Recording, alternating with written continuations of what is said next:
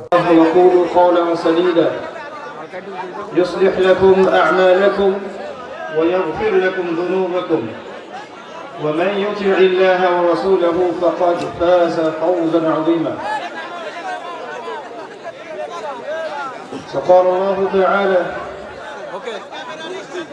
يا أيها الذين آمنوا اصبروا وصابروا ورابطوا واتقوا الله لعلكم تفلحون. وقال الله عز وجل: وما آتاكم الرسول فخذوه وما نهاكم عنه فانتهوا. رب اشرح لي صدري ويسر لي أمري واحلل عقدة من لساني يفقه قولي. اللهم فقهنا في الدين وعلمنا التأويل. اللهم اجعلنا منهم الذين آمنوا وعملوا الصالحات وتواصوا بالحق وتواصوا بالصبر. أعوذ بكلمة الله।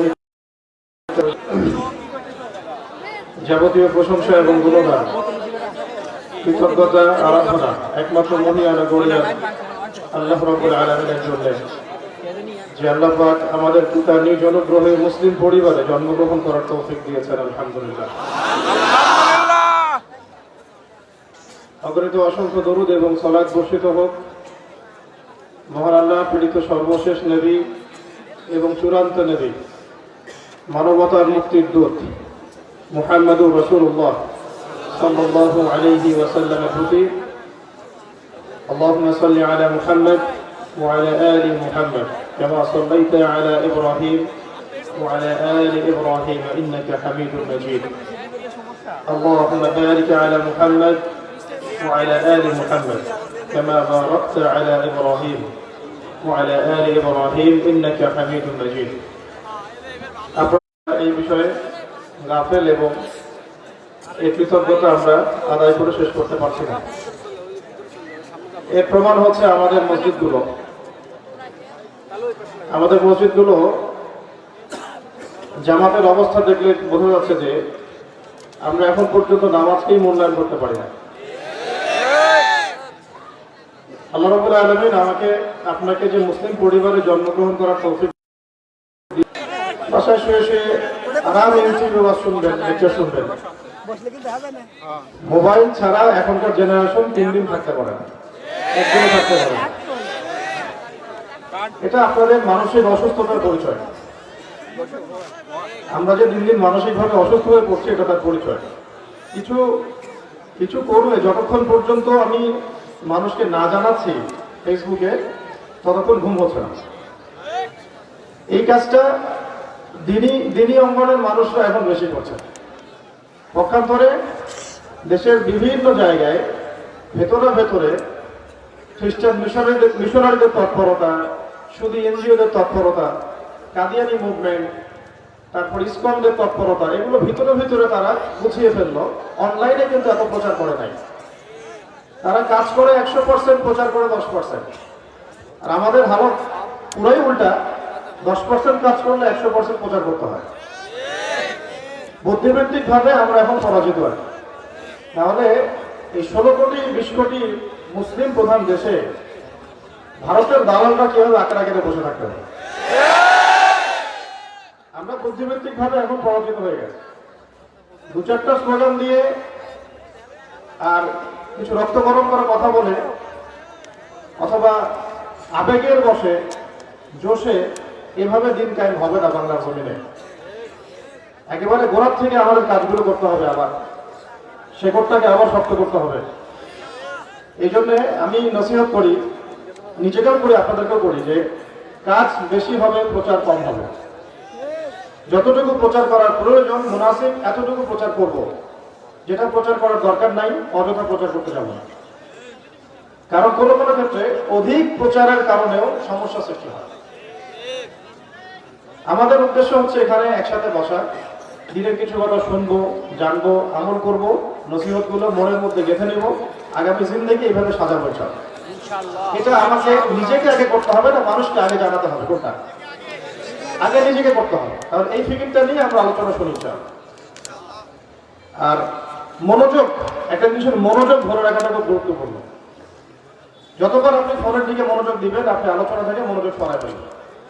এটা আপনার ক্ষতি, আমারও ক্ষতি, এবং হক নষ্ট হচ্ছে।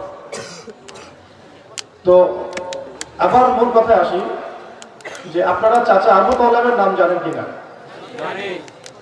নবী করিম সাল্লাল্লাহু আলাইহি ওয়াসাল্লামকে মক্কায় সবচেয়ে বেশি সাপোর্ট করেছিলেন চাচা আবু তালেব। এত সাপোর্ট করেছেন, সাহায্য করেছেন ইসলামের জন্য, যেটা আমরা সবাই মিলে হয়তো করতে পারবো না, করতে পারি নাই, পারবো না। শেষ পর্যন্ত চাচা আবু তালেবকে নবী সাল্লাল্লাহু আলাইহি ওয়াসাল্লাম কালিমা পড়তে বলছিলেন। আপনারা হয়তো অনেকেই সিরাত থেকে ঘটনাটা পড়েছেন। চাচা আবু তালেব কালিমা পড়তেই যাচ্ছিলেন, কিন্তু আবু জেহেল আবু লাহাবের ওয়াসওয়াসায় পড়ে শেষ পর্যন্ত তিনি তাওহীদের কালিমাটা পড়তে পারলেন না। কালিমাটির দুটো অংশ, লা ইলাহা ইল্লাল্লাহ মুহাম্মাদুর রাসূলুল্লাহ, আল্লাহ ছাড়া কোনো ইলাহ নাই, মুহাম্মদ সাল্লাল্লাহু আলাইহি ওয়াসাল্লাম আল্লাহর বান্দা এবং রাসূল। এটা তো তিনি বিশ্বাস করতেন, চাচা আবু তালেব কিন্তু বিশ্বাস করতেন। না বিশ্বাস করলে কি তিনি মুহাম্মদ সাল্লাল্লাহু আলাইহি ওয়াসাল্লামকে এইভাবে সাহায্য করেন? তিনি তো বুঝতে পারছেন যে লা উযযা হবল মারাত কোনো কাজের না, এরা আমার কোনো উপকার করতে পারে না। এমনকি আবু জেহেলও তো জানতো যে আল কোরআন আল্লাহর কিতাব। জানতো কেমন করে বললাম? কারণ নবী সাল্লাল্লাহু আলাইহি ওয়াসাল্লাম রাতের বেলা তাহাজ্জুদের নামাজে কোরআন তেলাওয়াত করতেন। আবু জেহেল আবু সুফিয়ান তারা গোপনে গোপনে গিয়ে শুনতেন কোরআন তেলাওয়াত। একটা বিষয়কে যদি ভালো না লাগে, মন যদি সেখানে সায় না দেয়, তাহলে কি মানুষ এমনি যায়? নিশ্চয়ই সে মন থেকে বুঝতে পারছিল যে হ্যাঁ, এটা মানুষের কোনো কালাম নয়, কাব্য নয়, এটা মুহাম্মাদের বানানো কোনো ইতিকথা নয়। তো তারা কোরআনের প্রতি আকর্ষণ বোধ করে সেখানে শুনতে যেত। তারা মনে মনে এটা জানতো যে হ্যাঁ, আল্লাহ ছাড়া কোনো আসলেই মাহবুব নাই। মুহাম্মদ সাল্লাল্লাহু আলাইহি ওয়াসাল্লাম যে কথাগুলো বলছেন, এই কথাগুলো তো এর আগে কেউ এভাবে বলে নাই। আর 40 বছর পর্যন্ত তিনি আমাদের মাঝে ছিলেন, as-সাদিক আল-আমিন, বিশ্বস্ত, আমানতদার, কখনো কোনোদিন মিথ্যা কথা বলেন নাই। তাহলে নিশ্চয়ই সে এখন যে কথাগুলো বলছে এগুলো মিথ্যা নয়। সামাজিক কারণে, রাজনৈতিক কারণে, ক্ষমতার কারণে, ক্ষমতা চলে যাবে, তার আনুগত্য করতে হবে, এই লা উযযা হবল মারাতকে নিয়ে ব্যবসা বন্ধ হয়ে যাবে, অনেক কিছু চিন্তা ভাবনা করে দুনিয়ার স্বার্থে তারা কালিমা কি করে নাই, পড়ে। চাচা আবু তালেব শেষ পর্যন্ত এটা পড়তে সক্ষম হন নাই বা পড়তে পারেন নাই, তৌফিক হয় নাই। সাহাবায়ে কেরাম রাদিয়াল্লাহু আনহুম আজমাইন আল্লাহর নবীজিকে জিজ্ঞাসা করেছিলেন যে আপনার চাচা আপনাকে এত সাপোর্ট দিয়েছেন, যখন কেউ আপনার পাশে নাই চাচা আপনার পাশে ছিলেন, ছোটবেলা থেকে চাচা আপনাকে মানুষ করেছেন, ব্যবসা শিখিয়েছেন, সফরে নিয়ে গিয়েছেন, বিয়ে দিয়েছেন, যখন আপনি দাওয়াতের কাজ শুরু করেছেন তখন সবাই আপনার দিকে গালমন্দ করছিল, তিরস্কার করছিল, নিন্দা করছিল, তহমত দিচ্ছিল, চাচা আপনার সামনে ঢালের মতো ছিলেন। এই চাচা কালিমা করতে পারেন নাই, পরকালে কি তার কোনো পুরস্কার সে পাবেন না? প্রশ্নটা যৌক্তিক না? নবী করিম সাল্লাল্লাহু আলাইহি ওয়াসাল্লাম কি উত্তরটা দিয়েছেন এটা শুনেন, এখান থেকে আমাদের আলোচনা শুরু হচ্ছে। নবী করিম সাল্লাল্লাহু আলাইহি ওয়াসাল্লাম বলেছিলেন যে আমি যদি না থাকতাম তাহলে আমার চাচাকে জাহান্নামের গভীরে রাখা হতো। যদি আমি না থাকতাম আমার চাচাকে জাহান্নামের গভীরে রাখা হতো। আমার ওসিলায়, আমার কারণে আমার চাচাকে জাহান্নামের সবচেয়ে উঁচু জায়গায় রাখা হবে, যেখানে তার পায়ের এই যে টাকলু পর্যন্ত আগুন পৌঁছাবে। কোন বর্ণনা আসছে যে একজোড়া আগুনের জুতা পরিয়ে দেওয়া হবে, এতেই তার মগজ টকবক করে ফুটতে থাকবে। বলি আলহামদুলিল্লাহ। আমি বুঝাতে যাচ্ছি আপনাদেরকে, মুসলিম পরিবারে জন্মগ্রহণ করতে পারাটা, কালিমা লা ইলাহা ইল্লাল্লাহ মুহাম্মাদুর রাসূলুল্লাহ সাক্ষ্য দিতে পারাটা, আল্লাহ পাক যে আমাকে আপনাকে জিজ্ঞাসা না করেই আমাদেরকে মুসলিম বানিয়েছেন, এর কৃতজ্ঞতা আমরা স্বীকার করতে পারব। এই জন্য চাচা আবু তালেবের মিসালটা আপনাদের সামনে আমি দিলাম যে এত কিছু করার পরেও শুধুমাত্র কালিমার সাক্ষ্য না দেওয়ার কারণে এই শাস্তির সম্মুখীন তাকে হতে হবে কাল কিয়ামতের মাঠে। অথচ চাচা আবু তালেব একাই যা করেছেন নবী সাল্লাল্লাহু আলাইহি ওয়াসাল্লামের জন্য, আমরা উম্মাহ সবাই মিলেও হয়তো সেটা করতে পারি না। আমাদের সামনে তো নবীজিকে গালি দেওয়া হচ্ছে, আমরা তাই কিছু করতে পারছি। আমাদের সামনে নবী সাল্লাল্লাহু আলাইহি ওয়াসাল্লামের পরেও নবুয়ত দাবি করা হচ্ছে, আমরা তারপরেও কিছু করতে পারছি। আমাদের সামনে তারা দিব্যি ব্যবসা করছে, বাণিজ্য চালাচ্ছে, অর্থনৈতিক ভিত্তি শক্ত করছে, সেই অর্থনীতি দিয়ে আবার আমাদের বিরুদ্ধেই প্রোপাগান্ডা চালাচ্ছে। আমরা কিছুই করতে পারছি না। আমরা তো চাচা আবু তলেবও হতে পারি নাই, আমরা তো কি হতে পারি নাই, এখনো আবু তলেবের মতোই সাহায্যকারী হতে পারি নাই। এই মূল মন্ত্রটা আজকে কলবের মধ্যে গেঁথে নিতে হবে যে মুসলিম পরিবারে আল্লাহ জন্মগ্রহণ করার তৌফিক দিয়েছেন, ইনশাআল্লাহ আমি হক আদায় করার চেষ্টা করবো। এর জন্য জীবন দেওয়া লাগলে তাও দিব, কিন্তু মুসলিম পরিবারে হক আদায়ের ঋণটা শোধ করার চেষ্টা করবো। এটার জন্য তো কিছু কাজ তো আছে নাকি, এমনি এমনি তো হবে তো। প্রথম কাজটা ভাই 5 ওয়াক্ত নামাজটা পড়তে হবে। রাজি আছেন কি নেই? ইনশাআল্লাহ। 5 ওয়াক্ত নামাজ নাই, তার সাথে দিনের কোনো সম্পর্ক নাই, কোনো তাআল্লুক নাই। একটা হাদিস তো স্পষ্ট যে মান তারাকা সালাতান মুতাআম্মিদান ফাকাদ কাফার। অন্য হাদিসে নবী সাল্লাল্লাহু আলাইহি ওয়াসাল্লাম মুআয বিন জাবাল রাদিয়াল্লাহু আনহুকে বলেছিলেন যে মান তারাকা সালাতান মুতাআম্মিদান ফাকাদ বারিআত মিন যিম্মাতিল্লাহ। যে ব্যক্তি ইচ্ছাকৃতভাবে নামাজটা ছেড়ে দিল, সে যেন কুফরি করলো। কি করলো? কুফরি করলো। ফাকাদ বারিআত মিন যিম্মাতিল্লাহ, সে আল্লাহর জিম্মাদারি থেকে মুক্ত হয়ে গেল। আল্লাহর কোনো জিম্মাদারি নাই তার উপর। অন্য আরেকটা হাদিসে পড়েছিলাম অনেকদিন আগে যে বাইনার রাজুলি ওয়া বাইনাশ শিরকি ওয়াল কুফরি তারকুস সালাত। একজন আল্লাহর বান্দা আর একজন কাফের মুশরিক, মুনাফিক না কাফের মুশরিক, এদের মধ্যে পার্থক্যই হচ্ছে নামাজ। আজকের মাহফিল থেকে আগে সবার আগে প্রতিজ্ঞা করেন যে আগামী জিন্দেগিতে 5 ওয়াক্ত নামাজ কারো যেন না ছুটে যায়। ইনশাআল্লাহ। তরুণ প্রজন্মের কাছ থেকে আমাদের অনেক আশা এবং তাদেরকে নিয়ে আমাদের অনেক স্বপ্ন, কিন্তু আবেগের বশে দিন কায়েম হবে না। এটা জেহেনে বসায় নেন, আবেগ দিয়ে দিন কায়েম হবে না, একটা রসব লাগ দিয়ে দিন কায়েম হবে না, জোশের বসে কিছু করে দিন কায়েম হবে না। খুব কনস্ট্রাকটিভ কাজ করতে হবে, বুঝে শুনে পদক্ষেপ ফেলতে হবে। সবার আগে নিজের ইসলাম দিয়ে শুরু করতে হবে। নিজের ইসলাম দিয়ে শুরু করতে হলে আগেই প্রশ্ন আসবে নামাজের, 5 ওয়াক্ত নামাজ পড়েন কিনা। এই জুমার আগের জুমায় সম্ভবত আমরা আমাদের মুহতারাম উস্তাদের সাথে একটা মোজাকারা করছিলাম মার্কাজে জুমার রাতে, এই দাওয়াতের বিষয়ে, কিভাবে দাওয়াতের কাজ করলে বা কিভাবে জীবনযাপন করলে আমরা আল্লাহ পাকের কাছে অনেক বেশি মকবুলিয়াত পাবো, আর কবুলিয়াত পাবো। তো উস্তাদকে আপনারা সবাই চিনেন, বাইতুল মুকাররমের বর্তমান খতিব মুহতারাম আব্দুল মালিক দামাত বরকাত। এই প্রশ্নটা আমরা কয়েকজন করছিলাম যে কিভাবে কবুলিয়াত পাওয়া যায় বলে আপনার কাছে মনে হয়। তা আমি আরেকটু কথা বাড়িয়েই বলছিলাম যে আপনার কাছে কি মনে হয় যে আল্লাহ পাকের কাছে কবুলিয়ত পাওয়ার প্রধান শর্ত কি? নিজের ঈমান, নিজের আমল, নিজের তাসকিয়া, নিজের প্রচেষ্টা, নাকি নিজের মুজাহাদা, না ইস্তেকামা? কোনটা সবচেয়ে বেশি জরুরি? নাকি আল্লাহর জিকির বেশি বেশি করা, নাকি ওলামায়ে কেরামের খেদমত বেশি বেশি করা? কোনটা বেশি জরুরি? নাকি সবগুলোই বেশি জরুরি? আমি এটা প্রশ্ন করেছি, নাকি সবগুলোই বেশি জরুরি? তো 1 মিনিট চুপ করে থাকার পরে তিনি উত্তর দিলেন যে বরং কোন একজন আল্লাহর ওলি বা বুজুর্গ, আল্লাহর কোন বুজুর্গ বান্দার নেক নজর তার চেয়ে বেশি জরুরি। কথা বুঝতে পারেন মনে হয়? এগুলো তো জরুরি, বরং তার চেয়ে বেশি জরুরি হচ্ছে আল্লাহ পাকের কোন বুজুর্গ, আল্লাহর ওলি, কোন মকবুল বান্দার নেক নজর আরো বেশি জরুরি। কিন্তু আমাদের এই প্রজন্মের আল্লাহর ওলিদের সাথে সম্পর্ক কম, সম্পর্ক বেশি ফেসবুকের সাথে, ইউটিউবের সাথে। ফেসবুক ইউটিউবে যে যত বড় সেলিব্রিটি, তার পিছনে জনগণ বেশি দৌড়ায় বেশি। কিন্তু এটা আপনাদের একটা গলত কাজ হচ্ছে। আমি আজকে আপনাদেরকে বলে দেই যে আপনারা দৌড়াবেন কার পিছনে? আপনারা দেখবেন না যে ফেসবুক ইউটিউবে বা আহলে ফেসবুক ওয়াল জামাত তারা কার পিছনে বেশি ছোটে। আপনারা দেখবেন যে বড় বড় ওলামায়ে কেরামগণ কার পিছনে বেশি ছোটে। বুঝতে পারলাম? মূল উৎসে যাবেন আপনি, জ্ঞানের মূল উৎসে যাবেন। এটা দেখবেন না যে আদনান ভাই তার পিছনে কতজন মানুষ ছোটে, না, আপনি দেখবেন আদনান ভাই কার পিছনে ছোটে। বুঝতে পারছি? আমি একটা মিসাল দিলাম, আদনান ভাই কেন কিছু না, এটা একটা মিসাল দিলাম।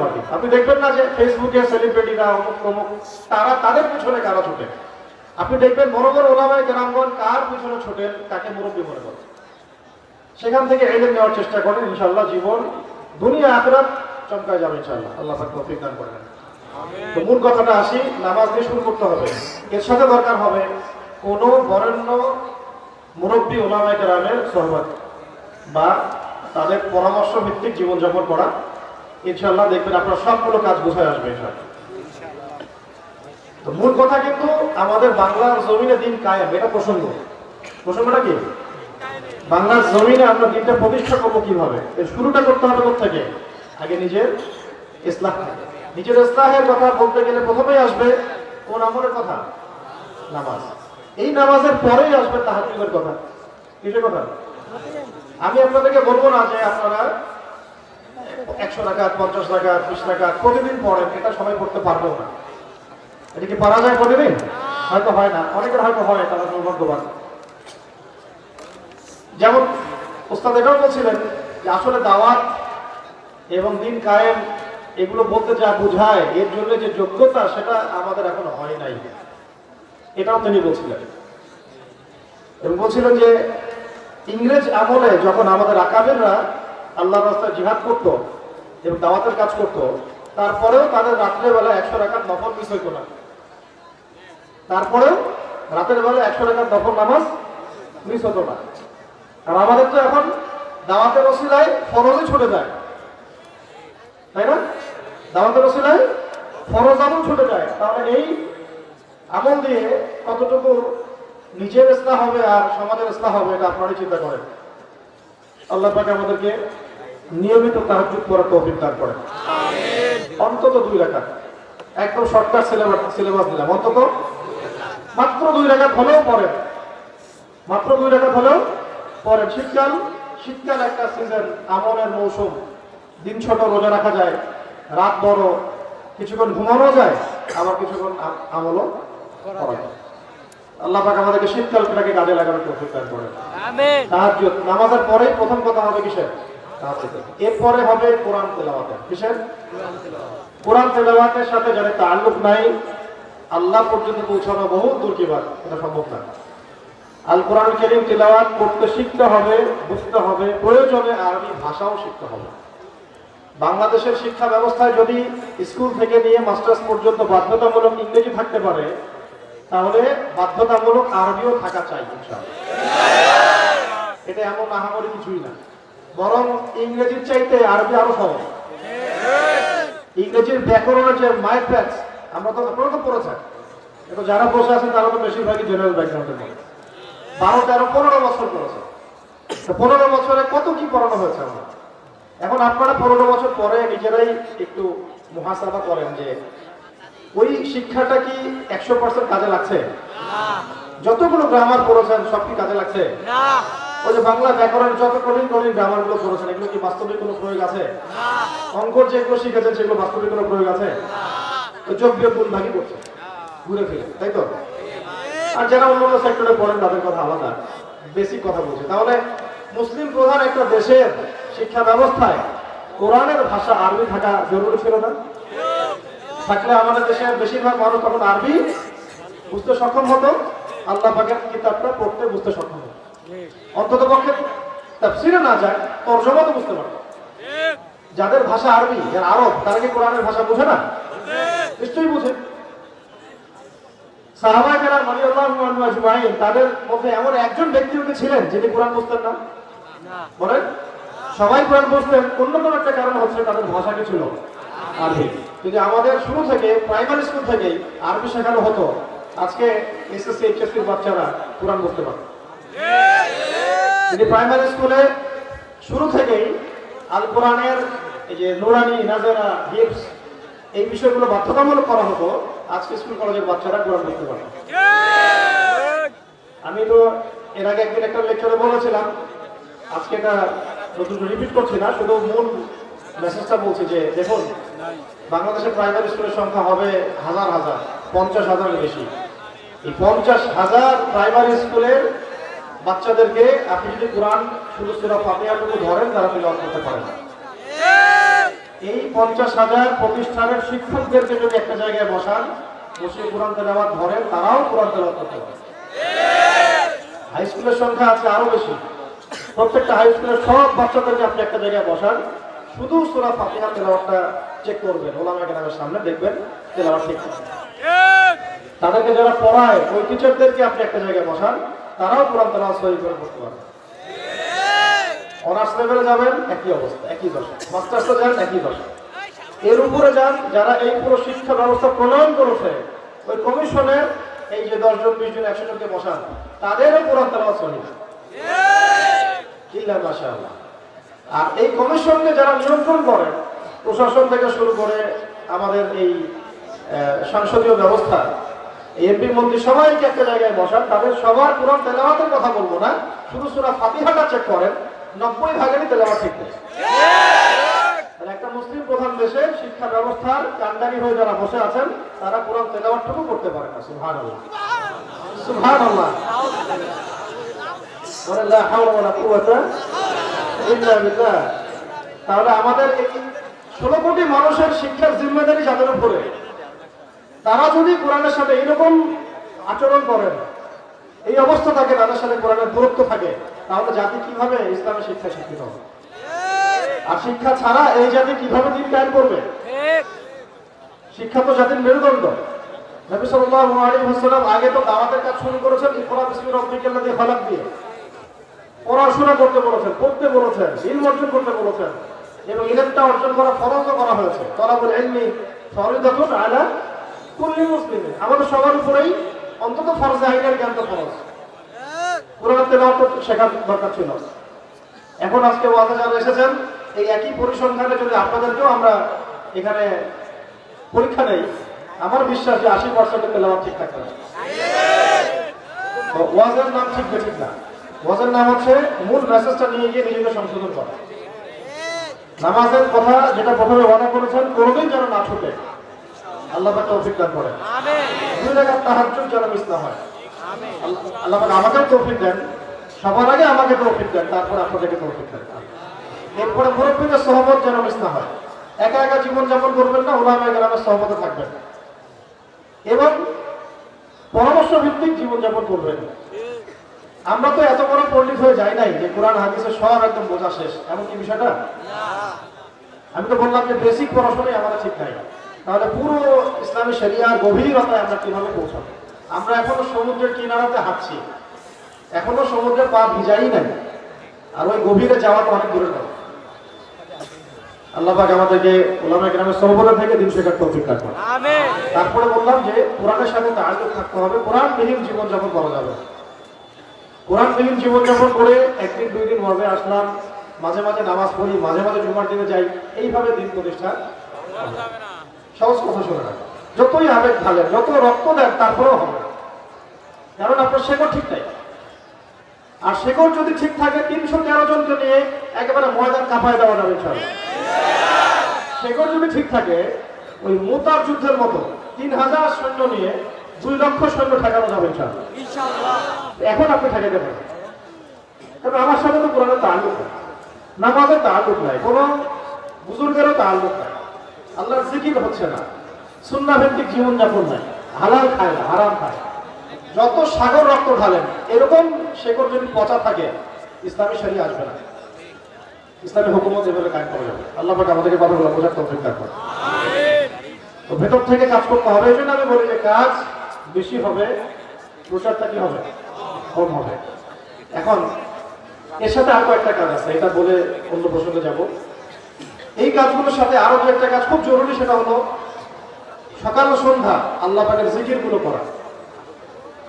কার কার বাসায় এই মোনাজাতের মাকবুল বইটা কার কার বাসায় আছে? হাত তুলে দেখি আপনাদের মধ্যে। কারো বাসায় না? আল্লাহ, এই বইটা কিনবেন আজকে। কি নাম বললাম? মোনাজাতে মাকবুল। এই বইটা কিনবেন, প্রতিদিন পড়বেন। আচ্ছা, এটা যদি না থাকে, মোবাইল তো সবার কাছে আছে, হিসনুল মুসলিম, এই বইটা কার কার বাসায় আছে? হিসনুল মুসলিম, এটা থেকেও সকাল সন্ধ্যা দোয়া পড়া যায়। সকাল সন্ধ্যার দোয়াগুলো অবশ্যই পড়বেন, গুরুত্ব দিয়ে পড়বেন, ছাড়বেন না। এতে আপনি বিভিন্ন বিষয় থেকে নিরাপদ থাকবেন ইনশাআল্লাহ। আল্লাহর রেজামন্দের মধ্যে থাকবেন, নিরাপত্তার মধ্যে থাকবেন, আফিয়াতের মধ্যে থাকবেন। এটাও যদি না থাকে আরেকটা বই আছে, এটা আমার খুব পছন্দের, সেটা হলো হিসনে হাসিন। হিসনে হাসিন, এই বইটা অন্তত বাসা থাকা চাই। কিছু কিতাব সবাইকে কিনতে হবে। আহলে ফেসবুক ও জামাত থেকে বের হন, কিতাবের সাথে সম্পর্ক করেন। কিছু কিতাব সবাইকে কিনতে হবে। এই কয়েকটা দোয়ার বই বললাম। আল্লামা তাকলিস মনির বইগুলো বাসায় থাকা চাই। কি বললাম? আল্লামা তাকলিস মনির বইগুলো বাসায় থাকা চাই। আশরাফ আলী থানভী রাহিমাহুল্লাহর বইগুলো বাসায় থাকা চাই। মাসিক আল কাউসার প্রতি মাসে পড়া চাই। পড়া যাবে তো ইনশাআল্লাহ।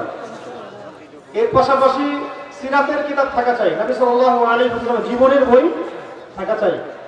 হাদিসের কিছু বই বাসায় থাকা চাই। প্রথমেই আবার সহিহ বুখারী টান দিয়ে নিয়েন না, তখন ওই যে দু চারটা হাদিস পড়ে আবার লামাঝাবি হয়ে যাবে। তখন বলবেন যে ওনারা এখানে কিছুই বোঝে না, আমি সব বুঝি। আপনি নতুন একটা মাযহাব তখন চালু করবেন একটা, ওইদিকে যাওয়ার দরকার নাই। আগে সহজ হাদিসের কিতাব পড়বেন, সহজ, যেগুলো খুব সহজে পড়া যায়, যেমন মুত্তাখাব হাদিস, যেমন ফয়জুল কালাম, যেমন হাদিসে আরবাঈন, বা সর্বোচ্চ বড়জোর রিয়াদুস সালেহীন, এগুলো আপনি বাসায় চর্চা করতে পারেন। এর পাশাপাশি ইসলামী অর্থনীতির কিছু বই থাকতে হবে বাসায়, ইসলামিক ইতিহাসের কিছু বই থাকতে হবে, এবং ফিকহের আকীদার কিছু বই থাকতে হবে। এই কয়েকটা বই, সাবজেক্টের বই সবার বাসায় থাকা চাই। সবার বাসায় একটা করে ব্যক্তিগত লাইব্রেরি করা চাই। রাজি আছেন কিনা? কার বাসায় ইসলামী ব্যক্তিগত লাইব্রেরি আছে? হাত তুলে দেখি। না, স্টেশনে যারা আছে তারা না, আমি সামনে কথা বলছি। কার বাসায় ইসলামী ব্যক্তিগত লাইব্রেরি আছে? হাত তোলেন। এই কয়েকজন মাত্র। আপনার এখন বলেন কার বাসায় এসি আছে, এয়ার কন্ডিশন কার বাসায় নাই? টাইলস ফিটিং বাথরুম কার বাসায়? সবার বাসায়, তাই না? বিষয়টা তো এমন যে আমরা এগুলোতে গুরুত্ব দিই। বাসায় রঙে গুরুত্ব দেই, বাথরুমে গুরুত্ব দেই, সোফা সেটে গুরুত্ব দেই, ডাইনিং রুমে গুরুত্ব দেই। সবার বাসায় তো ডাইনিং টেবিল তো আছে, তাই না? কিন্তু ইসলামী লাইব্রেরি করার ব্যাপারে আমাদের গুরুত্ব নাই। যার সাথে বইয়ের সম্পর্ক নাই, তার সাথে ইলমের কোনো সম্পর্ক নাই। তো ইলমের সম্পর্ক যদি না থাকে আপনার সাথে, আপনার আমার সাথে আমলের সম্পর্ক থাকবে। আমল নাই, তাজকিয়া নাই, আপনার দ্বারা আমার দ্বারা দিনের একামতের কোনো সম্পর্ক নাই। আল্লাহ আমাদেরকে বোঝার তৌফিক দান করেন। মূল কথা হচ্ছে ভাই, এই কথাগুলো ঘুরে ফিরে একটা জায়গায় আসছে যে দিন যদি আমরা সবাই মিলে বাংলাদেশের জমিনে প্রতিষ্ঠা করতে চাই, ইসলাম সংশোধন শুরু করতে হবে আগে ব্যক্তি থেকে, আপনার নিচে থেকে, আপনাকে দিয়ে, আমাকে দিয়ে। এবং এই ইসলামের জন্য এই বিষয়গুলো খুব জরুরি। নামাজ, আমার সাথে বলেন, একটা হচ্ছে কি ফরজ নামাজ, এর সাথে তাহাজ্জুদ, এর সাথে প্রতিদিন কোরআন তেলাওয়াত। কোরআন তেলাওয়াত কতটুকু? আমি বলি কমপক্ষে 1 পৃষ্ঠা। কমপক্ষে পড়া যাবে না? একটা পৃষ্ঠা পড়তে কতক্ষণ লাগবে? সর্বোচ্চ 15 মিনিট, সর্বোচ্চ আধা ঘন্টা। মুখস্থ কয়েকটা 5 মিনিটও লাগে। পড়া যাবে না ইনশাআল্লাহ। 4 নাম্বার হচ্ছে ব্যক্তিগত লাইব্রেরি করা। 5 নাম্বারটা বলেছি ওনারা গ্রাম আছে, ওদের কয়টা? 6 নাম্বারটা হলো হালাল রিজিক অন্বেষণ করা। কি করা? হালাল রিজিক অন্বেষণ করা। এই জায়গাটাতে গিয়ে আমাদের সবার সমস্যা। কেউ সুদের সাথে সম্পৃক্ত, কেউ ঘুষের সাথে, কেউ দুর্নীতি, কেউ মানুষের সম্পদ আত্মসাৎ করছে ইত্যাদি। আল্লাহর রাস্তায় একটা হাদিস মাথায় ঢুকাই নেবেন যে আল্লাহ রাব্বুল আলামিন পবিত্র, ইন্নাল্লাহা তাইয়্যিব লা ইকবালু ইল্লা তাইয়্যিব। আল্লাহ পাক পবিত্র, তিনি পবিত্র ছাড়া গ্রহণ করেন না, কবুল করেন না। যতই ইবাদত করেন, রিজিক যদি হারাম হয় ইবাদত কবুল হবে না। একজন ব্যক্তি যদি চুরির টাকা দিয়ে মসজিদ নির্মাণ করে দেয়, মুসল্লিরা নামাজ পড়লে তাদের নেকি হয়ে যাবে। এই চুরির টাকার মসজিদের কোনো নেকি নাই। বুঝতে পারি নাই। দুর্নীতি করেছে, টাকা দুর্নীতি করে মানুষের সম্পদ আত্মসাৎ করে হজ করছে, উমরা করছে, এই হজ আর উমরার কোনো নেকি নাই। কারণ আপনার রিজিকটা কি ছিল? হারাম। মাপে কম দিচ্ছেন ব্যবসায়। এই অর্থ সম্পদ দিয়ে আপনি যদি দিনের ক্ষেত্রেও কাজে লাগান, আপনার ব্যক্তিগত কোনো নেকি নাই। অযথাই পরিশ্রম করা হবে।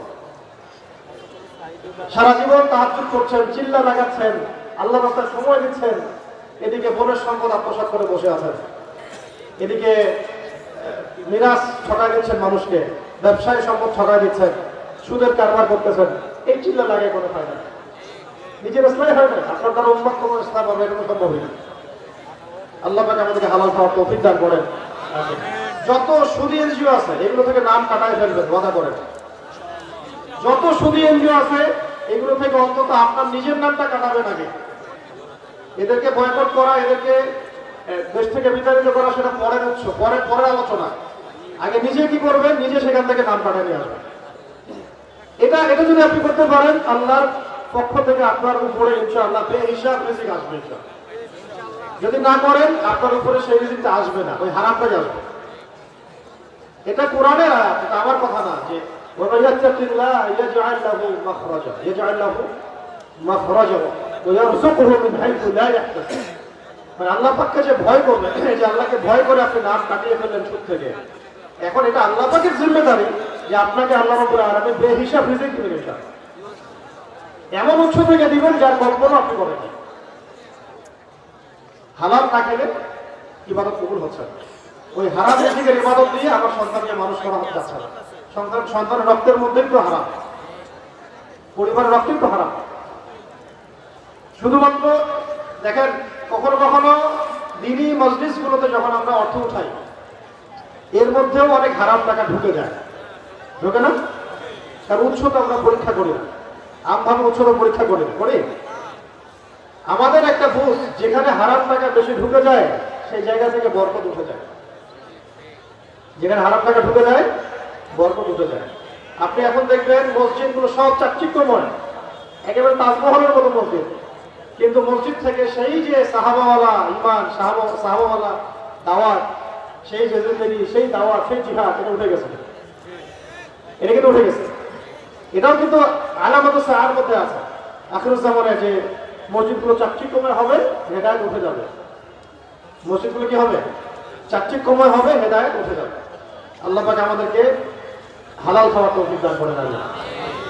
এর সাথে আরেকটা বিষয় জোর দিব, যে নিজের পরিবারের ব্যাপারে সতর্ক হন। নিজের পরিবারের ব্যাপারে সতর্ক হন, সাবধান হন। আর যারা পরিবার এখনো গড়েন নাই, তারা এখনই সাবধান হয়ে।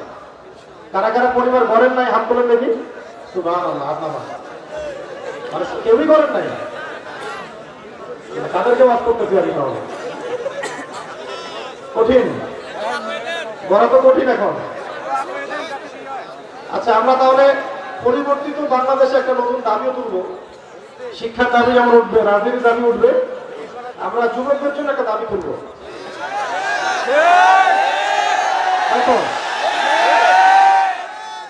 কি দাবি তুলব? কত বছর হলে ভালো হয়?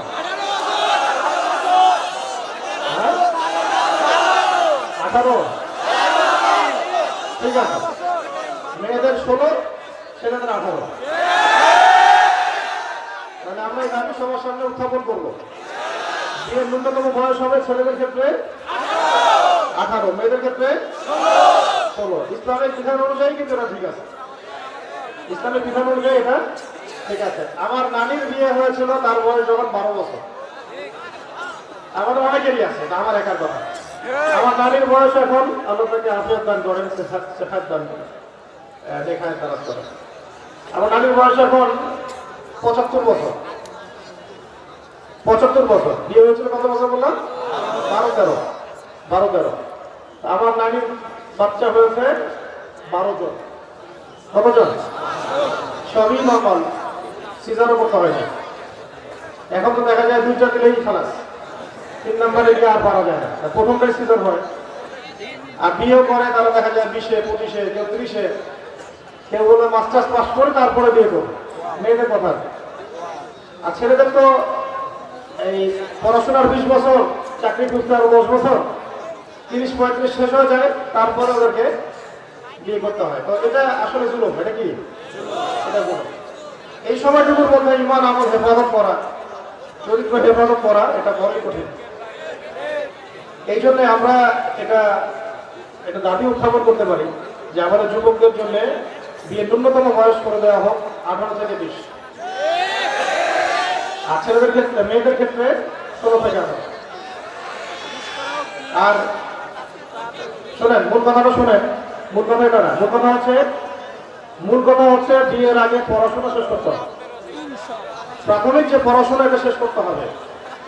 কারণ এরপরে জিম্মেদারি এত বেশি হবে, যে আপনি পড়াশোনার হয়তো এত সময় নাও পেতে পারেন, ঠিক আছে?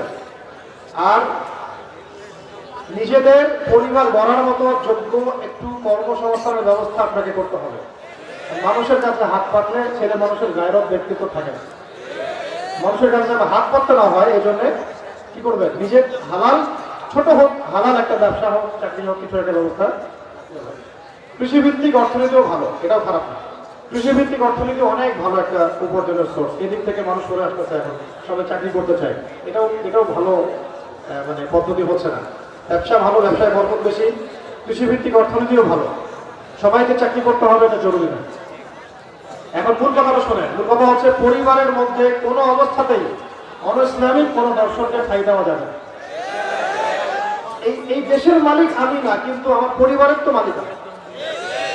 এই দেশে ইসলাম প্রতিষ্ঠা করার ক্ষমতা হয়তো এখন আমার নাই, ব্যক্তিগতভাবে বা আমাদের নাই, আমাদের একক কোনো কর্তৃত্ব এখানে আছে নাই, কিন্তু আপনার পরিবারের উপর কর্তৃত্ব কার কর্তৃত্ব? তাই যখন আপনি পরিবার করবেন তখন দিনদার ছেলে দেখে বিয়ে করবেন, আর যখন পরিবার করবেন দিনদার মেয়ে রেখে দেবেন। এর বাইরে আপনি পরিবার করতে যায় না, পস্তাবেন, মারাত্মক রকমের পস্তাবেন। দ্বিতীয় কথা হচ্ছে, যখন আপনার সন্ততি হবে, পরিবারের মধ্যে আপনার কর্তৃত্ব স্ট্যাবলিশ হয়ে যাবে, তখন আপনি পরিবারের মধ্যে নামাজকে সর্বোচ্চ গুরুত্ব দিবেন। নামাজ নাই, পরিবারের সদস্যের ভাত বন্ধ, নামাজ পড়ে না, খাওয়া দাওয়া বন্ধ। আর শুরু থেকে যদি ট্রেনিং দেওয়া হয় তাহলে নামাজ পড়বে না এমনটা হতেও পারে না, তারা পড়বে। শুরু থেকে বাচ্চা থেকে বুনিয়াদি ইসলামী শিক্ষা দিতে হবে, মেয়েদেরকে শুরু থেকে পর্দা করাতে হবে, পরিবারের মধ্যে তালিম থাকতে হবে। কি থাকবে? তালিম থাকবে, সাপ্তাহিক তালিম থাকবে, দার্স থাকবে। পরিবারের প্রত্যেক সদস্যকে দিনের জন্য কাজ করার ফিকির করতে হবে। একটা পরিবার গড়ে, আদর্শ পরিবার, হালাল খাবে, এখানে কোনো হারাম থাকবে না। পরিবারের মধ্যে হৃদ্যতা, ভালোবাসা, মহব্বত থাকবে। আত্মীয়তার সম্পর্ক বজায় রাখবেন, ছিন্ন করবেন না। আত্মীয়তার সম্পর্ক বজায় রাখবেন, ছিন্ন করবেন না। পিতা মাতার খেদমত করবেন, তাদের থেকে দোয়া নেবেন।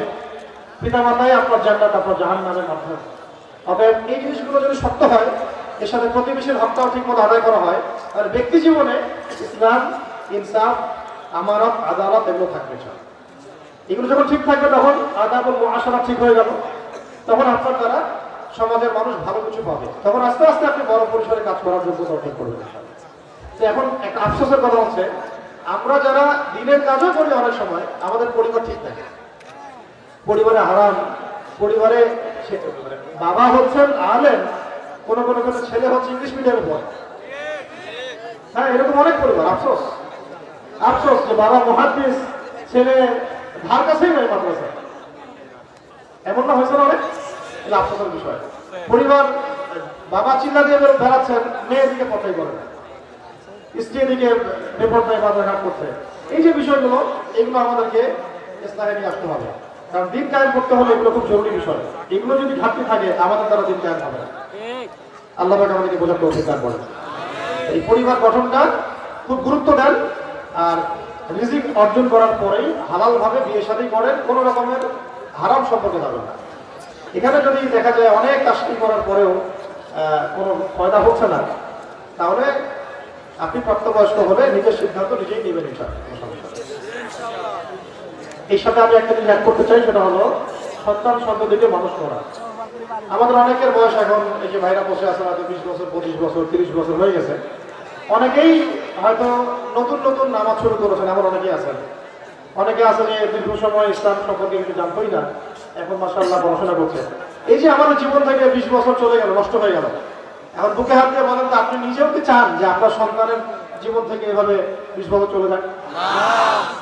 এই জন্যে যখন বাচ্চা হবে তখন থেকেই বাচ্চার ফিকির, আমি বাচ্চাকে কি বানাতে চাই, কিভাবে মানুষ করলে বাচ্চা এরকম আলেম হবে, এরকম দায়ী হবে, এমন মুহাদ্দিস হবে, এমন মানে বুজুর্গ হতে পারবে। এই ফয়সালা আমাকে শুরু থেকেই করতে হবে। 10 বছর 20 বছর পরে গিয়ে আপনি সিদ্ধান্ত নিলে ভুল করবেন।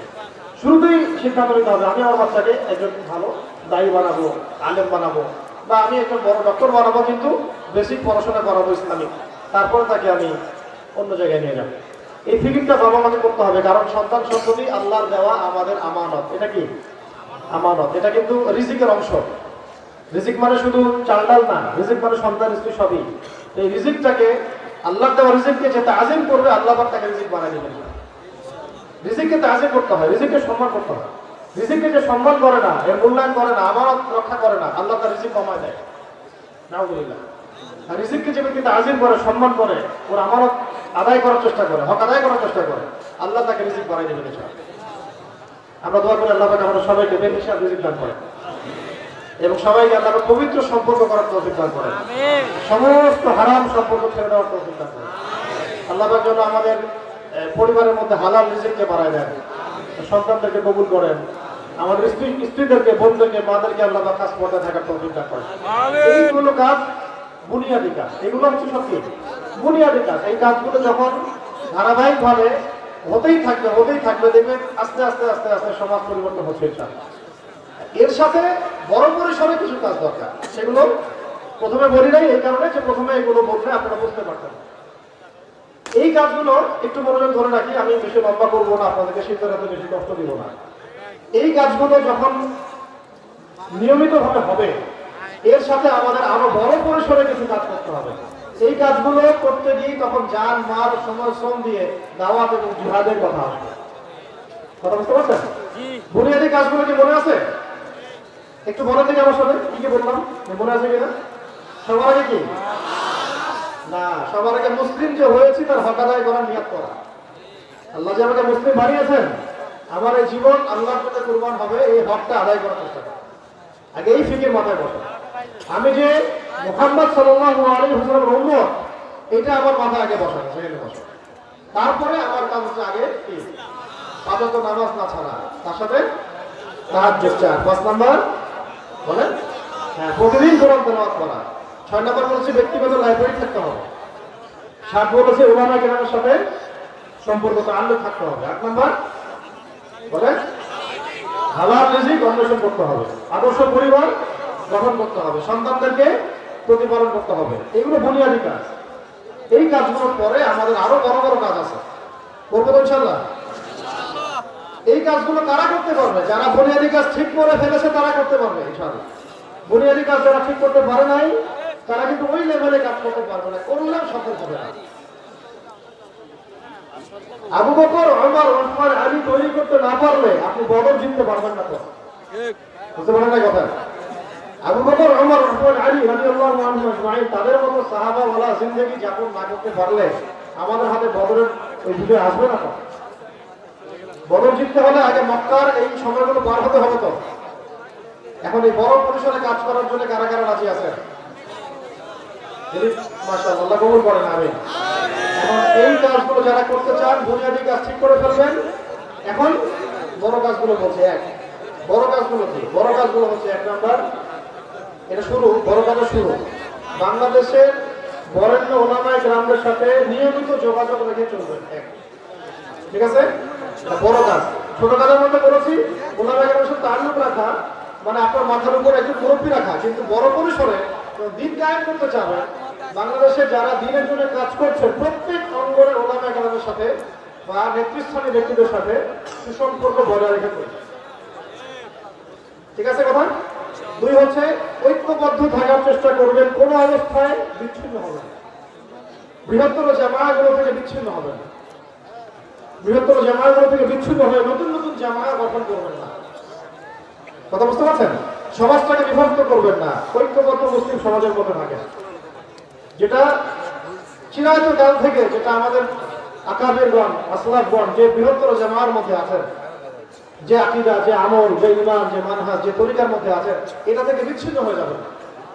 বিচ্ছিন্ন হয়ে গেলে আপনাকে শয়তানে খেয়ে ফেলবে, ইসলামের দুশমনরা আপনাকে ব্যবহার করবে, ওদের স্বার্থে তারা আপনাকে ব্যবহার করে ওদের স্বার্থ সিদ্ধি করবে। এটা আপনি বুঝতেও পারবেন সুকৌশলে।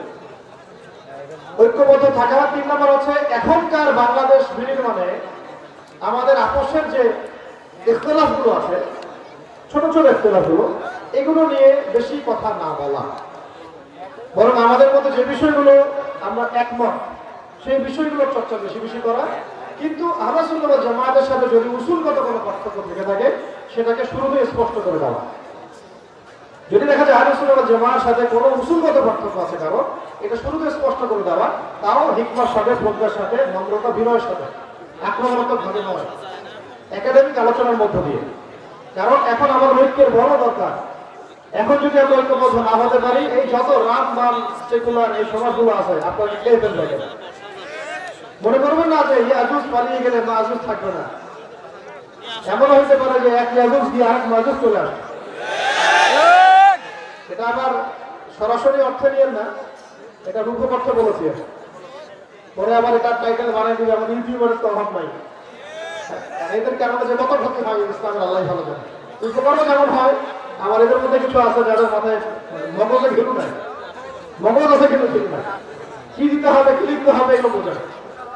এইটুকু দিয়ে যদি দিয়ে দেয় যে অমুক অমুক ইয়াদুদ আর মাজুদের সাথে তুলনা করে নাম তো হওয়া যায়, বাস তাহলে সারা বাংলাদেশে আর কোনো আলোচনা থাকবে না। এই আলোচনা চলবে না, 2 দিন চলবে, 2 দিন পর আবার ঠান্ডা হয়ে যাবে। এই হচ্ছে আমাদের অবস্থা। কোনো কিছু একদিনের বেশি থাকে না ভাই, কিন্তু থাকাতে হবে, রাখতে হবে। কি রাখতে হবে? যে আল্লাহর জমিনে আমরা দিন কায়েম করবো ইনশাআল্লাহ, আজ হোক না। এইটা প্রতিদিন চর্চা করতে থাকতে হবে। এই জন্য এলোমেলো কন্টেন্ট আপনারা দিবেন না। এই জন্য আপনাদেরকে বলে যে সবাই রেকর্ড করবেন না, কারণ সবাই কি করবেন আমার তো এটা ধারণা নাই। অফিসিয়াল ক্যামেরাগুলো আমরা এই জন্য রেখেছি। তো যেটা বলছিলাম যে মনে করবেন না যে এক জালেম চলে গেছে বলে আরেক জালেম আপনার উপর চেপে আসবে না, এমনটা ধারণা করা যাবে না। এই সুযোগটা যেন আমরা না দেই, এই সুযোগটা আমরা যেন না দেই, বরং আমরা যেন ইসলামপন্থী মানুষদেরকে আমাদের মাথার উপরে নিয়ে আসতে পারি। এই চেষ্টা করে ফিকির করা, এই চেষ্টাটা ফিকিরটা করতে থাকে। কারণ আমি জানি, আপনারাও জানেন, আজকে আগামীকাল আপনি বাংলাদেশে খেলাফত কায়েম করতে পারবেন না। এটা সম্ভব না। কেন সম্ভব না? কারণ বাংলাদেশের মানুষ 90% মানুষ মুসলিম হলেও এই 90% মানুষ নামাজ শব্দ যেভাবে জানে, হুদুদ কিসাস শব্দ সেভাবে জানে। তারা রোজা শব্দ যেভাবে জানে, তারা কিন্তু এই যে শরিয়া, ইমারা, জামাআ, তারপরে খেলাফা এই শব্দগুলো এভাবে জানে না। এমনকি বিগত 15 বছরে তো আমরা দাওয়াতের সাথে জিহাদ শব্দ ব্যবহার করতে পারতাম না। যারাই করতো তাদেরকে ধরে ধরে নিয়ে তো জায়গার মতো সেট করতে হবে। তারপরেও কিছু মানুষ তো মাশাআল্লাহ কথা বলেছেন, আলহামদুলিল্লাহ, তাদেরকে স্যাক্রিফাইস করতে হয়েছে। এখন তো মাশাআল্লাহ সবাই কথা বলছে, দেখি অনেক ইয়াং জেনারেশন অনেকেই খেলাফা, শরিয়া নিয়ে কথা বলছে, জিহাদের কথা বলছে, ইকামত দিনের কথা বলছে, শরিয়া বিধান প্রতিষ্ঠার কথা বলছে। মাশাআল্লাহ ভালো, এটা আরো চলতে থাক, প্রত্যেকটা মিম্বর থেকে আলোচনা চলতে থাক। 10 বছর সময় নেন প্রয়োজনে, বাংলার প্রত্যেকটা মানুষের কানে যেন ইসলামী খেলাফত কায়েমের এই যে প্রত্যয়টা বদ্ধমূল হয়ে যাচ্ছে। এটা একদিন হবে না। এই জন্য আমাদের কি দরকার? আমাদের দরকার ইসলাম বান্ধব একটা সরকার দরকার। এখন আমাদের কি দরকার? ইসলাম বান্ধব একটা সরকার ব্যবস্থা দরকার, যেখানে ইসলাম পন্থীদের একটা শক্তিশালী ভূমিকা থাকবে। এই ফু দিয়ে উড়াই দিবে এমন যেন করতে না পারে। যখনই জুলুম তখনই প্রতিবাদ হবে, যেই জুলুম তখনই প্রতিবাদ করতে হবে, এবং এটা ঐক্যবদ্ধভাবে করতে হবে। ঠিক আছে? যত রাম, যত বাম, যত যে সকল প্রগতিশীল সুশীল যারা ইসলামের বিরুদ্ধে কথা দিয়ে, কলম দিয়ে, সংগঠন দিয়ে যুদ্ধ করছে, এদের সাথে আমাদেরকেও আদর্শ দিয়ে, কথা দিয়ে, কলম দিয়ে, সংগঠন দিয়ে যুদ্ধ করতে হবে। যে যে ভাষায় কথা বলবে, যে যে ভাষায় ইসলামের বিরুদ্ধে বলবে, সেই ভাষায় জবাব দিয়ে বলতে হবে। ওরা যদি কলম দিয়ে লিখে, আপনি কলম দিয়ে লিখবেন। ওরা যদি মুখ দিয়ে বলে, আমরা মুখ দিয়ে বলবো। ওরা যদি সংগঠন দিয়ে প্রতিবাদ করে ইসলামের বিরুদ্ধে দাঁড়ায়, আমরা সংগঠিত ভাবে ইসলামের পক্ষে দাঁড়াবো। ওরা যদি লাঠিসোঁটা নিয়ে মাঠে নামে ইসলামের বিরুদ্ধে, আমরাও না বলছি। যে ভাষায় কথা বলবে সেই ভাষার উত্তর হবে। আমাদের এখন দরকার একটা ইসলাম বান্ধব সরকার। এটার জন্য আপনারা সবাই ফিকির করবেন। এটা একজন মানুষের ফিকির না। এখন কিন্তু জিম্মেদারি আপনার কাছে চলে আসছে। এখন কিন্তু জিম্মেদারি শুধু একজন দুজন মানুষের না, উম্মতকে এগিয়ে নেওয়ার জিম্মেদারি এখন সবার কাছে চলে আসছে। তারপরে যদি পিছায় পড়েন, আমাদেরকে একেবারে মই দিয়ে গাছের উপর উঠায় দেন, তারপর মই টেনে নিয়ে চলে যান, তাহলে আপনারা হবেন গাদ্দার। এই কাজ করতে দেয় না। বিগত সময়গুলোতে এমন কাজ অনেক হয়েছে। ওলামায়ে কেরামদেরকে, দায়ীদেরকে, ইসলামী সংগঠনদেরকে মই দিয়ে গাছে উঠায় দেওয়া হয়েছে। তারপরে যখন দেখছে বিপদ, মই টেনে নিয়ে দৌড়, পরে ৭৭ মরলো ওলামায়ে কেরাম। শহীদ হলেন কারা? রক্ত দিলেন কারা? ওলামায়ে কেরাম। তাহলে মই তো টান দিয়ে চলে গেছেন তখন আপনারা। এমন লোক ছিল না তখন? ছিল। ভিতরে অনেক গাদ্দার ছিল, আপনারা তো জানেন। ভিতরে অনেক গাদ্দার ছিল, এখনো আছে। এখন নাই, এখন রূপ বদলায় ভিতরে ঢুকে গেছে অনেকেই, বেশ বদল করে ভিতরে সবাই ঢুকে গেছে অনেকেই। খুব সতর্ক দৃষ্টিতে পা তুলতে হবে। গত সময় খুব প্রকাশ করে নিন বাইতুল মুকাররমে। গত সময় শুনে নিন, দেশ এখন মারাত্মক স্পর্শকাতর একটা অবস্থায় আছে। এখন যদি আমরা সিদ্ধান্ত নিতে ভুল করি, ইসলামপন্থী ঐক্যবদ্ধ থাকতে ভুল করি, একে অপরের সাথে আবার সেই কাদা ফেলা থেকে শুরু করি, আমরা কিন্তু পড়ে যাবো। এবার পড়ে গেলে আরো 20 বছর উঠতে পারবো কিনা সন্দেহ আছে।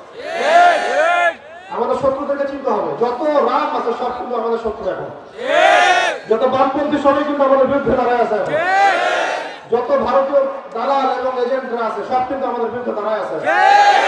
চতুর্দিক থেকে আমাদেরকে ভারত ঘিরে রাখছে, এই মাদক দিয়ে, সিনেমার ব্যবসা করে, দেশ থেকে রেমিটেন্স নিয়ে আরো কত দিক থেকে আমাদেরকে আক্রমণ করতেছে।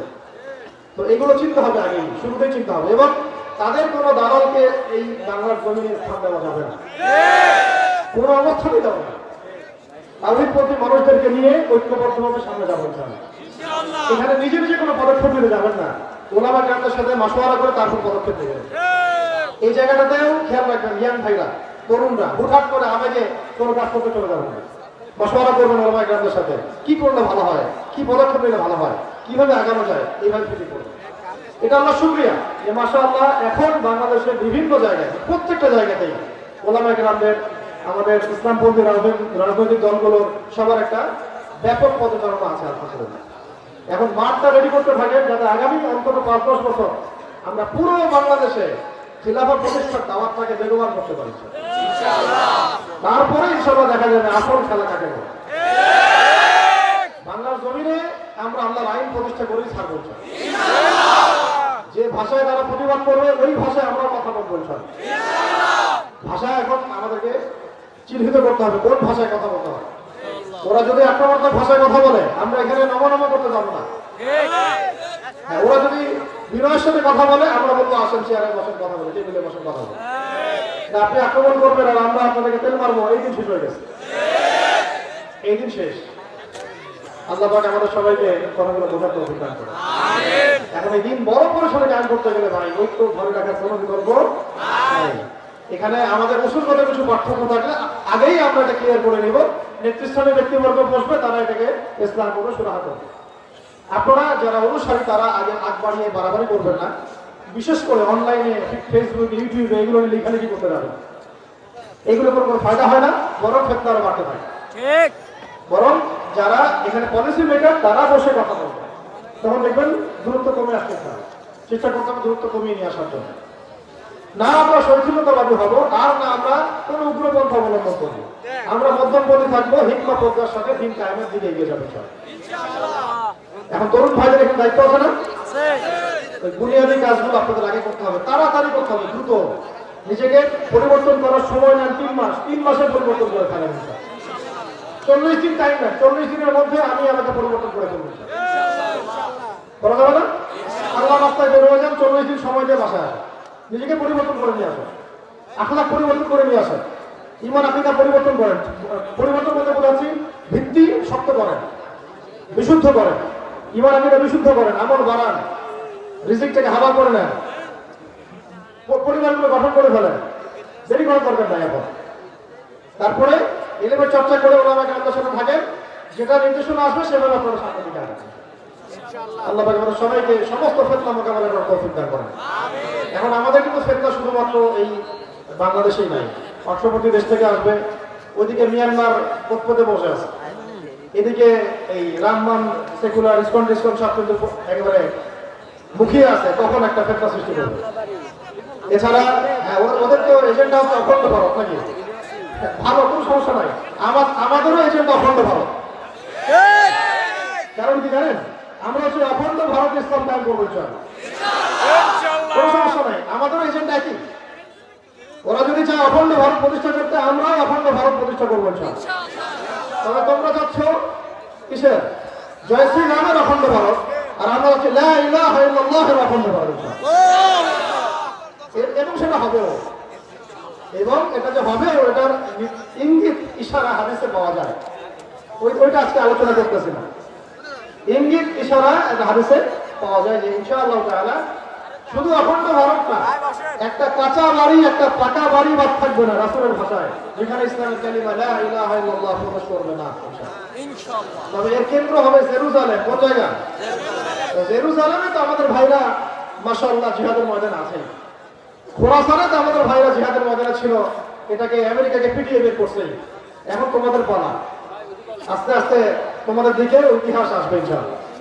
অপেক্ষা করতে থাকো। ফান্তাজুরু ওয়া ইন্না মাআকুম মিনাল মুনতাজিরিন। কোনো সমস্যা নেই, এগুলো যত বাড়তে থাকবে সুসংবাদ গ্রহণ করবেন যে সময় কাছাকাছি আসতেছে। এখন এর সাথে বাংলাদেশের ভিতরে অনেক সমস্যা ছড়িয়ে দিয়েছে। বহু সুদী এনজিও, যত কাদিয়ানি মতবাদ, যত রকমের ওই যে এলজিবিটিকিউ এর কথা বলেন, আরো কি কি জানি ছাড়ছে এখন, ট্রান্সজেন্ডার, এই জিনিসগুলো আপনাদেরকে মোকাবেলা করতে হবে।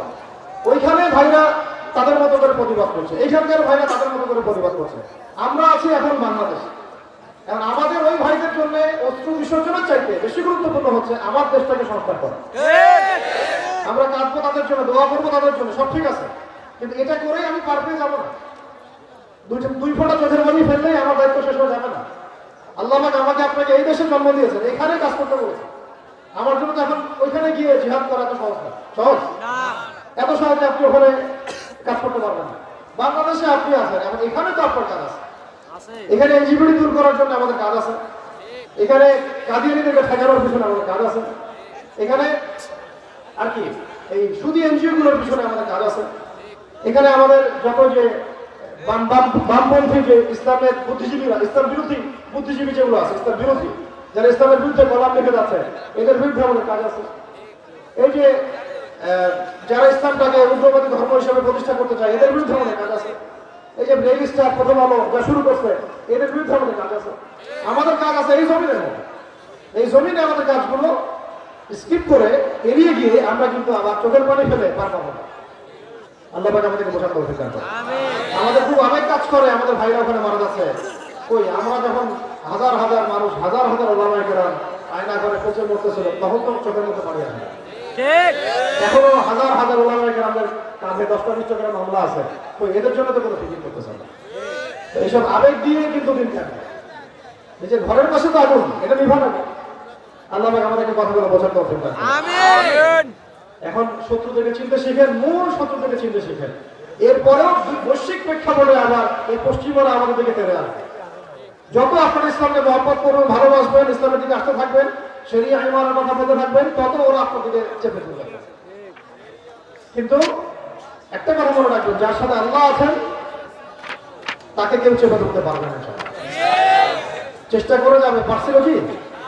তারা তো 100 বছর থেকে চেষ্টা করতেছে, আসলে কি পেরেছে? কালিমা মিটিয়ে দিতে পারছে কি?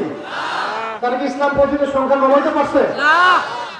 তারা কি কম মুসলমান হত্যা করছে এই পর্যন্ত? এরপরেও কি এক ওয়াক্তের আযান বন্ধ আছে? এক ওয়াক্তের নামাজ বন্ধ আছে? নাই, পারবে না। এটা কোনো অবস্থাতেই তাদের পক্ষে সম্ভব না। কারণ আল্লাহ পাক বলে দিয়েছেন, ইউরিদুনা আন ইউতফিউ নূরাল্লাহ বিআফওয়াহিহিম ওয়াল্লাহু মুতিম্মু নূরিহি ওয়ালাউ কারিহাল কাফিরুন। মানে তারা মুখের ফুৎকার দিয়ে ইসলামকে নিভাই ফেলতে চাইবে বা চায়, কিন্তু আল্লাহ পাক আল্লাহর নূরকে প্রজ্বলিত করবেন। এটা আল্লাহর দায়িত্ব, আল্লাহর জিম্মেদারি। ইন তানসুরুল্লাহ ইয়ানসুরকুম, শর্ত আছে। তোমরা যদি আল্লাহকে সাহায্য করো তাহলে আল্লাহ তোমাদেরকে সাহায্য করবে। তোমরা আল্লাহকে সাহায্য করো তাহলে আল্লাহ তোমাদেরকে সাহায্য করবে। আল্লাহকে সাহায্য করার মানে কি? মানে আল্লাহর দ্বীনকে সাহায্য করা। আল্লাহকে সাহায্য করা মানে কি? আল্লাহকে সাহায্য দরকার আছে?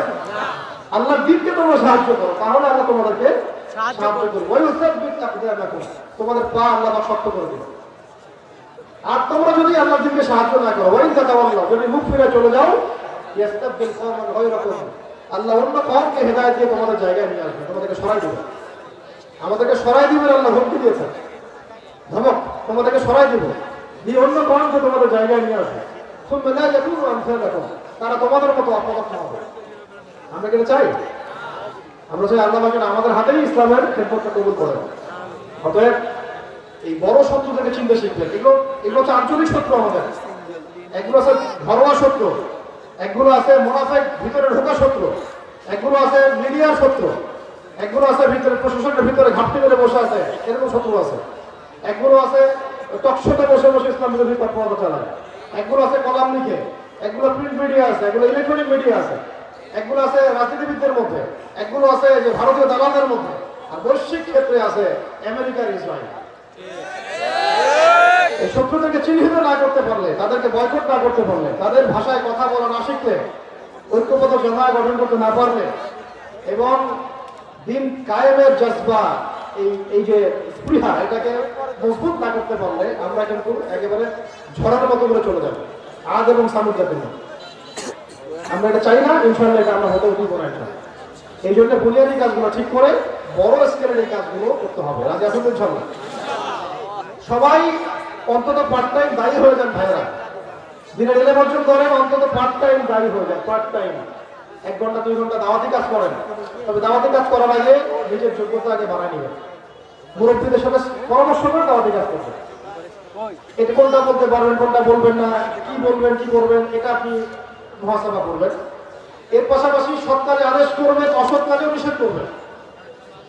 বিভিন্ন বড় বড় যে আমাদের ইসলামপন্থীদের সংগঠনগুলো আছে তাদের সাথে জুড়ে যান, শক্তি বৃদ্ধি করেন, জুড়ে যান।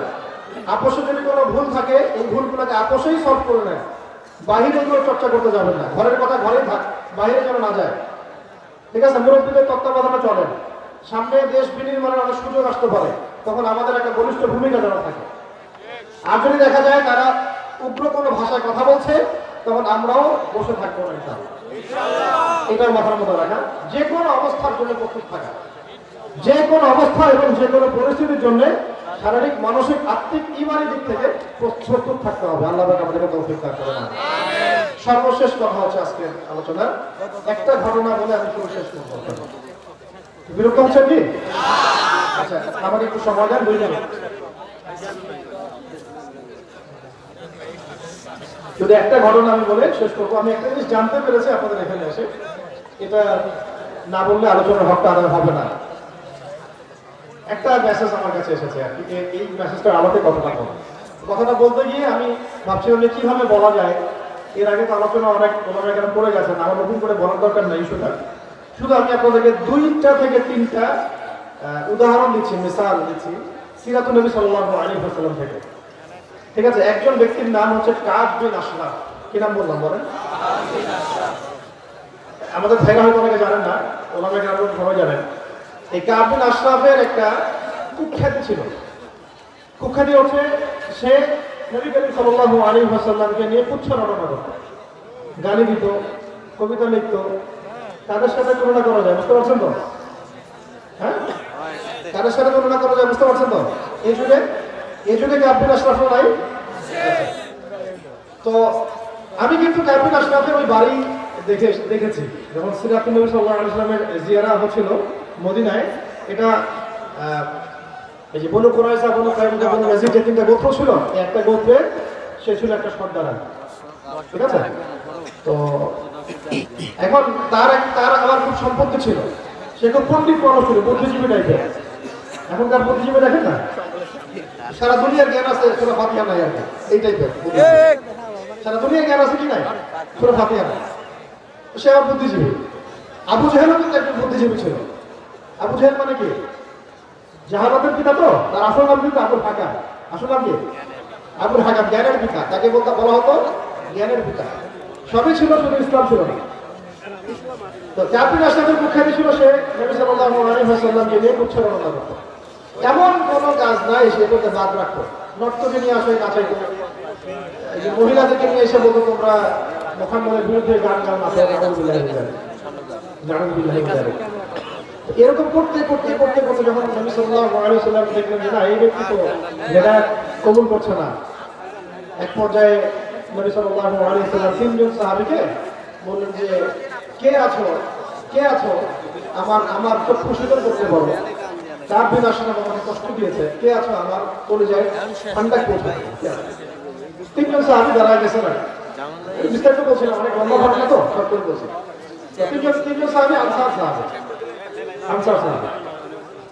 ঠিক আছে, ইয়া রাসূলুল্লাহ, আপনি কি চাচ্ছেন? যে কাব বিন আশরাফকে আমরা হত্যা করি? নবী সাল্লাল্লাহু আলাইহি ওয়াসাল্লাম সম্মানের সাথে মাথা নাড়লেন। তখন এই 3জন সাহাবীকে নবী সাল্লাল্লাহু আলাইহি ওয়াসাল্লাম গুপ্ত মিশনে পাঠালেন। এটা কিন্তু মদিনা রাষ্ট্র কায়েম হওয়ার পরের ঘটনা বলছে, মক্কার ঘটনা নয়। মক্কায় নবী সাল্লাল্লাহু আলাইহি ওয়াসাল্লামকে অনেকে অনেক কথা বলেছেন, কিন্তু নবী সাল্লাল্লাহু আলাইহি ওয়াসাল্লাম তাদেরকে সরাসরি অস্ত্র দিয়ে আঘাত করার পক্ষে কোনো কথা বলেন নাই বা কোনো আদেশ করেন নাই। কিন্তু মদিনা রাষ্ট্র কায়েম হওয়ার পরে তখন তো পুরো অথরিটি আমাদের। ঠিক আছে, তখন তিনি এই বিষয় নিয়ে পাঠিয়েছেন কাফির আশরাফকে হত্যা করে। তিনজন সাহাবী গিয়ে কাফির আশরাফের মজমায় বসেছেন। সে আবার মজমা বসাতো, জ্ঞান তো ছিল অনেক, মানুষকে জ্ঞানের কথা বলতে হবে, টকশো করতো, টকশো, ওই সময় টকশো। তো বসে সে অনেক জ্ঞানের কথা বলছে। এক পর্যায়ে একজন সাহাবী গিয়ে বলছেন, বা আপনি তো অনেক সুন্দর পারফিউম ইউজ করেছেন, আতর অনেক দামি, অনেক সুন্দর লাগছে, আমি একটু শুকে দেখতে পারি? তো বলছে হ্যাঁ শুকে দেখতে পারো। শুকে দেখলেন, মজমা শেষ হয়ে গেল। তারপর সাহাবী তিনজন কৌশল করছেন যে আপনি যদি চান আমরা আজকে রাতটা আপনার এখানে থাকতে চাই, আরো কিছু জ্ঞানের কথা শুনলাম আপনার কাছে, আপনার কিছু নসিহত শুনলাম, ঠিক আছে থাকো, কোনো সমস্যা নেই, থাকতে দিয়েছে। এই গল্পে অনেক কথা হতে হতে এক পর্যায়ে আরেকজন সাহাবী, ওনাকে তো আপনি আতরটা শুনে দেখার চান্স দিলেন, আমাকেও কি দেওয়া যায় কিনা? হ্যাঁ দেওয়া যায়। ওই একটা সুযোগে, চোখের ইশারায় কাজ হয়ে গেছে, ওই একটা সুযোগে আতর চুল দিয়ে ধরে আতর শুকতে দিয়েই এখান থেকে ছোট, আগে তো দুইটা চাকু থাকতো মানুষের কাছে, আপনারা জানেন তো, আগে মানুষের কাছে থাকতো দুইটা অস্ত্র, একটা হচ্ছে এখানে একটা সৌ মানে তরোয়াল বড়, আর এখানে থাকতো একটা খঞ্জর, ছোট খঞ্জর থাকতো। এটা যুদ্ধের জন্য খুব গুরুত্বপূর্ণ ছিল, কারণ এটা যদি হাত থেকে পড়ে যেত তখন এই ছোট চাকু দিয়ে মানুষ যুদ্ধ করতো। এবং খালিদ বলে রাদিয়াল্লাহু আনহু মোটার যুদ্ধের দিন ছোট একটা ইয়েমেনি চাকু দিয়ে শেষমেশ যুদ্ধ করেছেন। আর তার আগে তার হাতে 9টা তরোয়াল ভেঙে গেছে, 9টা তরোয়াল ভেঙে গেছে, শেষে একটা ছিল খালি ছোট ইয়েমেনের চাকু ছিল খঞ্জর। তো ওই একটা সেকেন্ডে, এক চান্সের মধ্যেই এই খঞ্জর তার এই গলা দিয়ে বুঝে মাথা দিয়ে বের করা শেষ। কাবিল আশরাফের কাম খালাস, আলহামদুলিল্লাহ। কথা বুঝতে পারছেন? আচ্ছা, এটা একটা ঘটনা শুনলাম। দ্বিতীয় ঘটনা শুনলাম, ইবনে খাতাল, একজন ব্যক্তির নাম কি? ইবনে খাতাল। মক্কা বিজয় হয়ে গেছে, আল্লাহ নবী সাল্লাল্লাহু আলাইহি ওয়াসাল্লাম সবাইকে মাফ করে দিলেন, বুঝলেন না?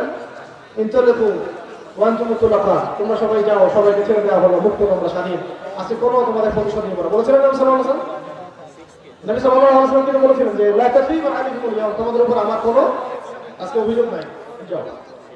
কিন্তু ইবনে খাতাল কাবা ঘরের যে গেলাফ আছে, গেলাফ ধরে ঝুলে আসে।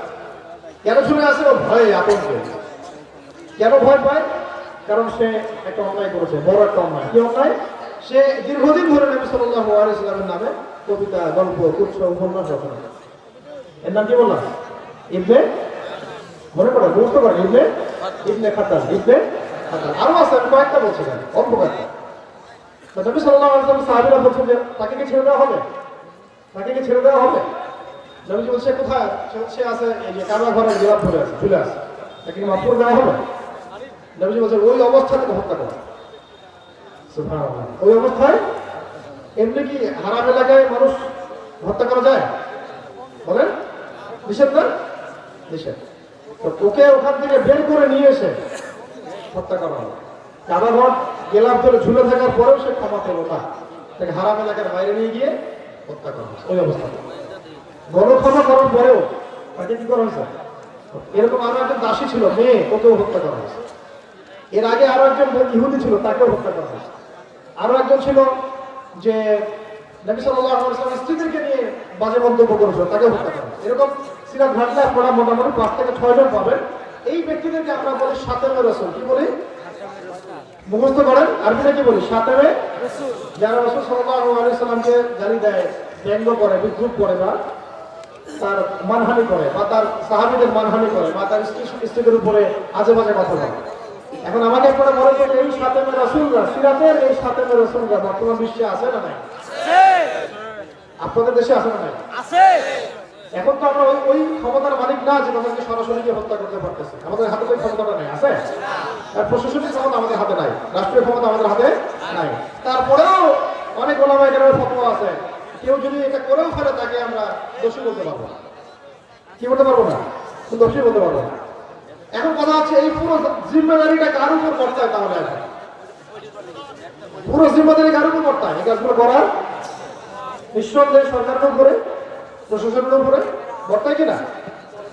আমরা তো আওয়াম, সাধারণ মানুষ, আমরা তো রাষ্ট্রপ্রধান নয়, আমরা তো প্রশাসনিক কর্মকর্তাও নয়। কিন্তু এগুলো যেহেতু আমরা জানি, আপনাদেরকে জানিয়ে দেওয়াটা আমাদের কি কর্তব্য, বাস বাকিটা আপনারা বুঝবেন। কিন্তু আমার আলোচনার ইশারা আর একটা জায়গা, এখানে কোন অপরাধে তাদেরকে হত্যা করা হলো? বলেন, রাসূলকে গালি দেওয়ার কারণে, রাসূলকে গালি দেওয়ার কারণে সাল্লাল্লাহু আলাইহি ওয়াসাল্লাম।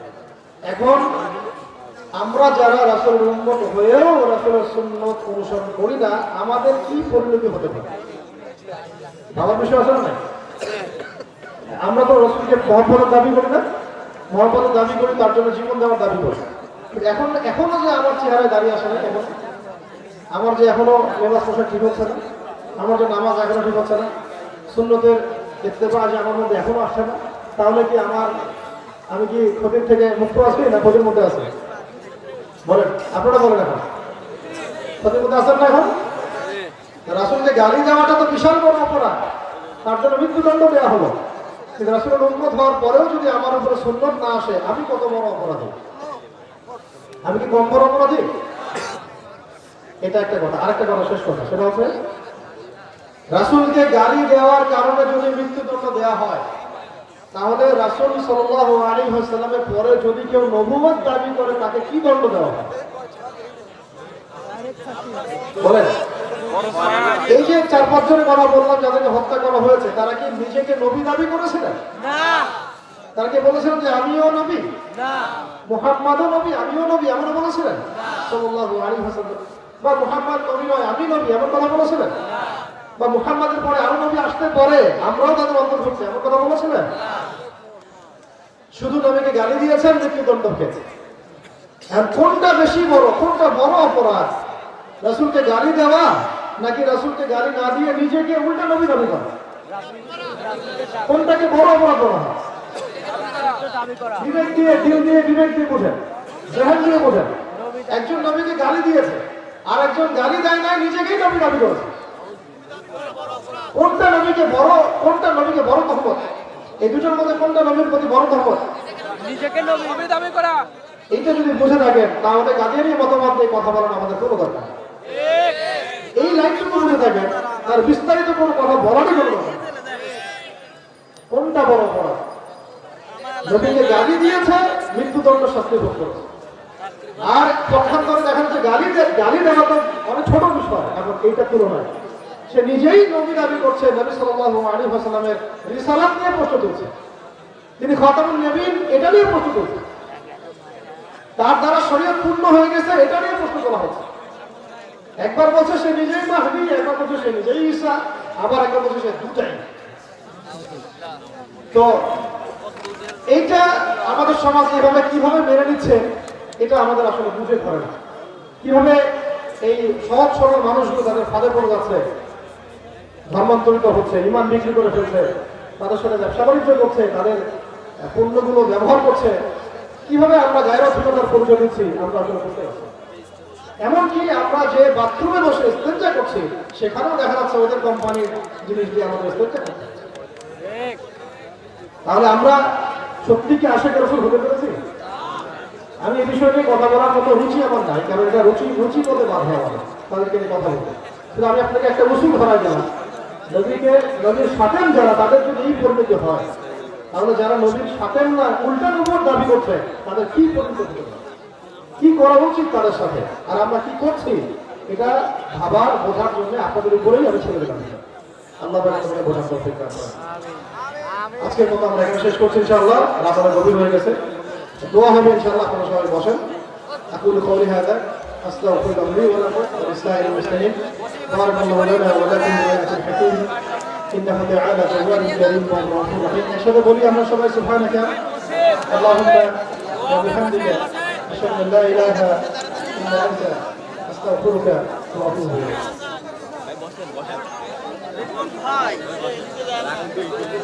আরে ভাই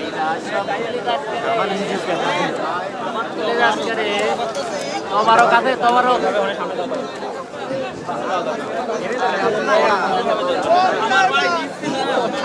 এখানে ঢুকলেন কেন? এখানে এখান থেকে সরে ভাই সামনে যাওয়া যাবে না,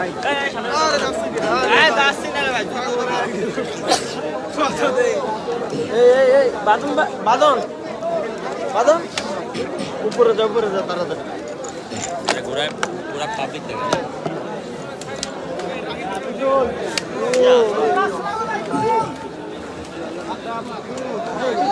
ছবি তোলা